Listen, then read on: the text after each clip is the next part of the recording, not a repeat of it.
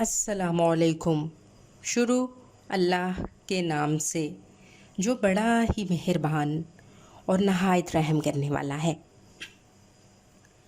اور جس نے مسلم اور غیر مسلم کی تفریق کے بغیر سورج، چاند، ستارے، شبنم، زمین، آسمان، ہوا، دھرتی اور کل کائنات سب کے لیے سنوار دیے۔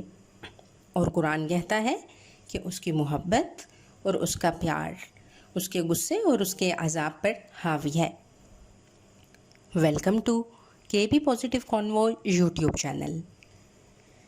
کے بی پازیٹیو کانوو یوٹیوب چینل میں کنول شوکت آپ کو سلام کہتی ہے۔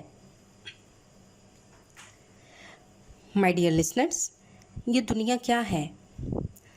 کن اصولوں پر قائم ہے؟ زندگی کیا ہے؟ انسان یہاں کیا کر رہا ہے اور اسے شعور کی یہ آنکھ کیوں عطا ہوئی؟ خوشی اور غم پہچاننے والی چیزیں کیا ہیں اور کیوں ہمیں بار بار ان سے واسطہ پڑتا ہے؟ تخلیق کی یہ کہانی کیسے شروع ہوئی؟ 13 ارب سال پہلے کی بات ہے کہ ایک دھماکے کے نتیجے میں ہائیڈروجن گیس پیدا ہوئی۔ اس ہائیڈروجن گیس سے سورج بنے، جن میں سے ایک ہمارا سورج بھی ہے۔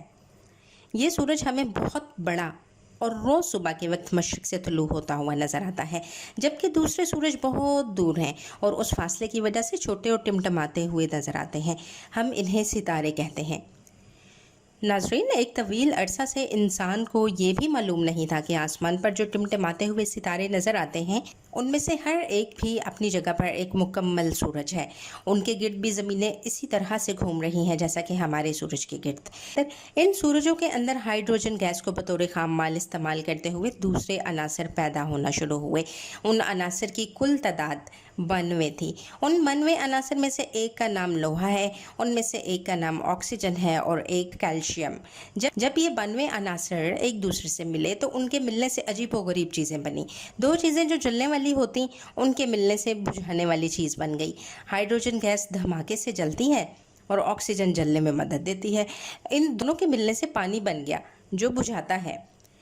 اسی طرح آکسیجن جب ایک عنصر کے ساتھ ملی تو اسے کچھ بنا دیا، اور جب دوسرے عنصر کے ساتھ ملی تو اسے کچھ سے کچھ کر دیا۔ یوں یہ 92 عناصر زمین و آسمان کی ہر وہ چیز بناتے گئے اور بنا رہے ہیں جو ہم دیکھ سکتے ہیں۔ ناظرین، یہ زندہ چیزیں کرۂ ارض کے علاوہ کسی اور سیارے یا ان کے کسی چاند پر بھی دریافت نہیں ہو سکیں۔ وہاں لوہا پڑا ہوگا، کاربن ہوگا، ہائیڈروجن ہوگی، لیکن یہ سب مل کر زندہ چیزیں نہیں بنا سکے۔ زندہ اشیاء جوڑوں کی شکل میں پیدا ہوئیں، جیسے انسانوں میں مرد اور عورت۔ ان میں اپنی نسل کو آگے بڑھانے اور ان کی حفاظت کی خواہش تھی۔ یہ جاندار چیزیں اس قدر زیادہ تعداد میں تھیں کہ ان کی درست تعداد گنی بھی نہیں جا سکتی۔ ایک اندازہ یہ ہے کہ اس وقت 87 لاکھ قسم کی مخلوقات زمین پر زندگی گزار رہی ہیں۔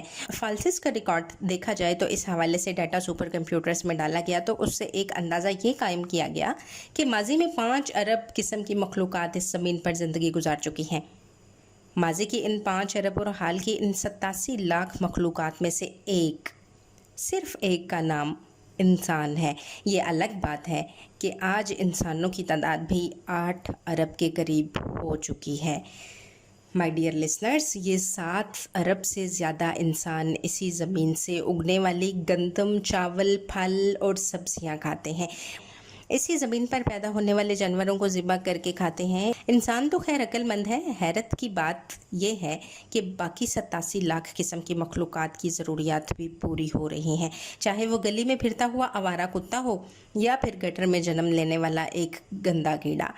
حیرتوں کی حیرت یہ کہ حال کے یہ 87 لاکھ اور ماضی کی ان 5 ارب قسم کی مخلوقات میں سے صرف اور صرف ایک، یعنی کہ انسان ہے جس نے وہ کام کیے جو اس سے پہلے کبھی کسی نے نہیں کیے تھے۔ اس نے لباس پہننا شروع کیا، آگ استعمال کرنا شروع کی، فصلیں اگائی، مردے دفنائے، خدا کے وجود پر بحث کی۔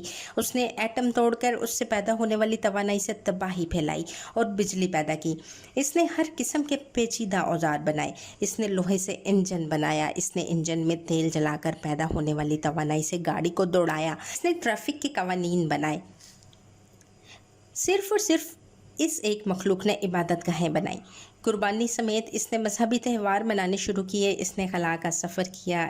مائی ڈیئر لسنرز، اس ایک مخلوق نے اس قدر ترقی کی کہ نظام شمسی کے سب سے دور والے سیاروں پر بھی اپنے آلات بھیج دیے، حتیٰ کہ ایک سیٹلائٹ نظام شمسی کی حدود سے، اپنے اس سورج کی حدود سے بھی باہر بھیج دیا۔ اب آپ خود ہی اندازہ لگائیں کہ زمین کے اندر موجود لوہے سے میزائل بنانا، زمین کے اندر سے توانائی کے ذخائر نکال کر میزائل میں ان کو جلانا، زمین کی کشش ثقل کو توڑ کر خلا تک پہنچنا، اور پھر کمپیوٹر کی مدد سے سمت کا تعین کرتے ہوئے سب سے دور والے سیاروں پر اپنے آلات اتار دینا۔ 5 ارب میں سے ایک مخلوق یہ سب کر رہی ہے، باقی 4 ارب 99 کروڑ 99 لاکھ 99,999 میں سے دوسری کوئی بھی نہیں ہے۔ مائی ڈیئر لسنرز، یہ کس قدر حیرت ناک ماجرا ہے کہ اس کے باوجود انسانوں میں سے کچھ کا خیال ہے کہ خدا موجود نہیں۔ ان کا کہنا یہ ہے کہ یہ سب کچھ اتفاق سے ہو رہا ہے۔ ان کا خیال یہ ہے کہ ایک دن ہم دوبارہ زندہ نہیں کیے جائیں گے اور ہمارا حساب نہیں ہوگا۔ خیر، وہ وقت آنے والا ہے جب ہمارے اور ان کے درمیان اس تنازع کا فیصلہ کیا جائے گا، اور وہ وقت اب بہت قریب ہے۔ سوچئے گا ضرور اور اپنی رائے کا اظہار کیجیے گا۔ اپنا بہت سا خیال رکھیے گا۔ اللہ حافظ۔